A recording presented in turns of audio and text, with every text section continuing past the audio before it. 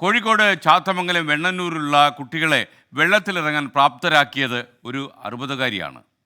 നാട്ടുകാർ സ്നേഹത്തോടെ നീന്തൽ പ്രഭ എന്ന് വിളിക്കുന്ന സ്നേഹപ്രഭ ചേച്ചി. ഇതുവരെ ആയിരക്കണക്കിന് കുട്ടികളെയാണ് സ്നേഹപ്രഭ നീന്തൽ പഠിപ്പിച്ചത്.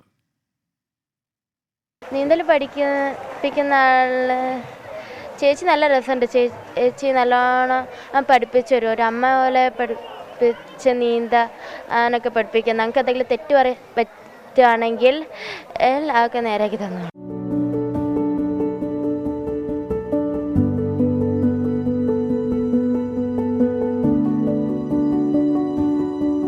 കലിതുള്ളി എത്തുന്ന മഴക്കാലത്ത് ചെറുപുഴയുടെ ആഴങ്ങളിലേക്ക് മറഞ്ഞവരുടെ ഓർമ്മകളാണ് സ്നേഹപ്രഭയെ നീന്തൽ പരിശീലകയുടെ വേഷമണിയിച്ചത്.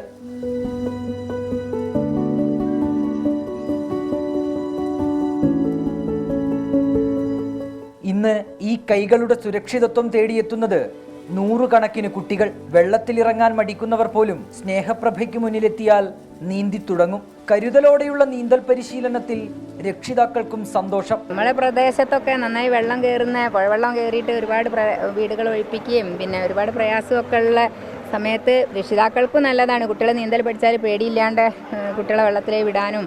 ഒരുപാട് കുട്ടികൾ മരണപ്പെടുന്ന ഒരു ന്യൂസും നമ്മൾ കേൾക്കുന്നതാണ്.